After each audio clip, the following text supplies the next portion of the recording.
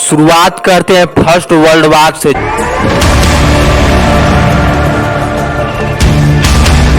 जब ऑटोमन साम्राज्य टूट रहा था तो इंग्लैंड को यहूदियों का मदद चाहिए था वर्ल्ड वॉर जीतने में, तो वह उनसे वादा कर दिया कि भाई तुम हमारा युद्ध जीतने में मदद करो, और जब ऑटोमन साम्राज्य टूटेगा तो ये जो फिलिस्तीन का हिस्सा है वो हम तुम्हें दे देंगे, तुम अपना नया देश बना लेना। क्योंकि यहूदियों के पास उसमें कोई भी देश नहीं था, वह इधर उधर पूरी दुनिया में फैले हुए थे, उन्हें नया देश मिल रहा था, तो वह इंग्लैंड के समर्थन में चले गए। लेकिन इस चिलगोजर को देखो, उससे ठीक एक साल पहले 1916 में वह ठीक यही बात फ्रांस से कहा था कि युद्ध जीतने के बाद फिलिस्तीन तुम्हें दे देंगे। अभी यही नहीं, और देखिए उससे ठीक एक साल पहले 1915 में वह यही बात अरब वालों से कहा था कि फिलिस्तीन हम तुम्हें दे देंगे।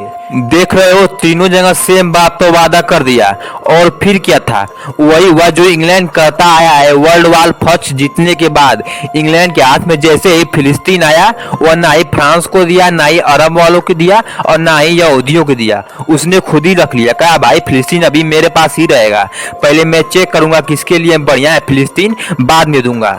लेकिन फिर भी लगातार दुनिया भर से यहूदी भाग भाग के इजराइल में आते रहे, क्योंकि उधर हिटलर का उदय हो रहा था, मार रहा था हिटलर यहूदियों को, इधर यहूदियों को यूरोप वाले परेशान कर रहे थे, तो हर जगह से भाग भाग के इजराइल में बढ़ते गए, और इतने बड़े कि अरब वाले परेशान हो गए, भाई ये तो हमारा देश है, तुम कहाँ आ रहे हो। 1944 आते आते फिलिस्तीन की 1/3 पॉपुलेशन यहूदियों को हो गई। फिर क्या था, अरब वालों और यहूदियों में दंगा फसाद चालू हो गया।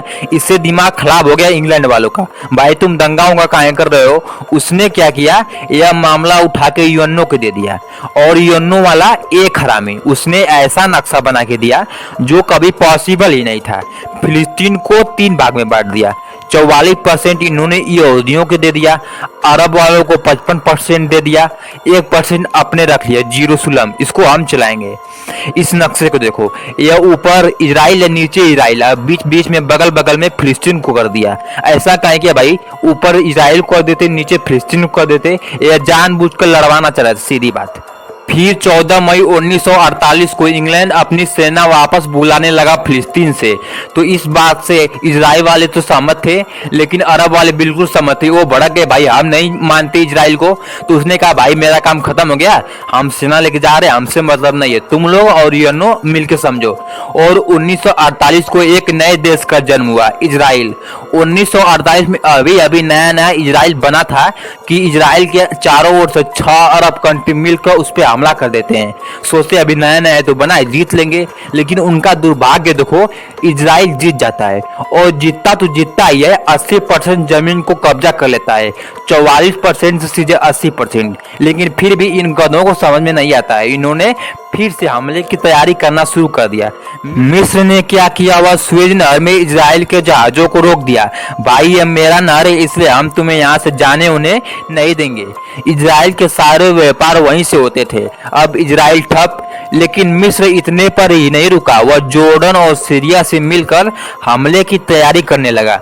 उसने सोचा इतने लोग साथ हैं, छोटा सा ही तो देश है, पकड़ के धो देंगे। फिर क्या था, यही बात इजराइल को पता लग गई। अब इजराइल जानता था कि अगर वह बैठा बैठा इंतजार करता रहा तो वह इस बार सच में पिट जाएगा। इजराइल ने दिमाग लगाया, उसने क्या सोचा, ये सब मिल के हम पे हमला करे, इससे पहले हम हमला कर देते हैं। उसने क्या किया, 5 जून को सुबह ही अचानक हमला कर दिया। मिस्र को पता ही नहीं, इजराइल की जहाजें अचानक धड़धड़ा के मिस्र में घुस गईं, और मिस्र की 300 जहाजों में से 270 जहाजों को वही एयरपोर्ट पर ही मार दिया। मतलब मिस्र की 90% जहाज वही खत्म, और जहाजों को तो मारा ही, और जमीनी लड़ाई में सिर्फ 48 घंटों के अंदर मिस्र के 10,000 सैनिकों को वही मार दिया, और पूरे सिनाई पेनिनसुला पर कब्जा कर लिया। मिस्र पूरी तरह डर गया। वहां के प्रधानमंत्री को इतना बड़ा झटका लगा कि उन्होंने त्याग पत्र दे दिया था। फिर बाद में हालांकि पब्लिक समर्थन के साथ वह वापस सत्ता में आ गए थे। मिस्र को झटका देने के बाद वह जॉर्डन और सीरिया के एयरपोर्टों पर भी हमला किया, वहां के भी बहुत सारे जहाजों को मार दिया था। सुबह 5 जून को हमला स्टार्ट हुआ, और शाम होते होते मिडिल ईस्ट के आकाश में सिर्फ इजराइल के जहाजों का कब्जा था। इसी वक्त जॉर्डन को झूठी खबर मिलती है, पता नहीं कहां से, कि मिस्र युद्ध जीत रहा है। उसे क्या पता था इजराइल उसे पहले ही मार के आईसीयू में पहुंचा चुका है। उसने भी हमला चालू कर दिया और 7 जून आते आते इजराइल ओल्ड सिटी जेरूसलम पर कब्जा कर लेता है, जो कि पहले जॉर्डन की थी। और 9 जून आते आते सीरिया को हरा के गोलेन हाई पर कब्जा कर लेता है, जो कि पहले सीरिया की थी। जब युद्ध स्टार्ट हुआ 5 जून के सुबह को, तो इजराइल सिर्फ इतना था, लेकिन 9 जून आते आते इजराइल इतना बड़ा बन चुका था। मतलब वह मार मार के अपने से 3 गुना ज्यादा हिस्सा कब्जा लिया था। अभी युद्ध लंबा चलता, लेकिन 10 जून को सुबह यूएस आके सीज फायर लागू कर देता है और युद्ध वहीं रुक जाता है। फिर बाद में इजराइल 1982 में इजिप्ट के साथ शांति समझौते के तहत सैन्य सिनाई पेनिनसुला वापस कर देता है और 2005 में गाजा स्ट्रिप से अपनी सेना पीछे ले लेता है, जहां अभी हमास राज करता है।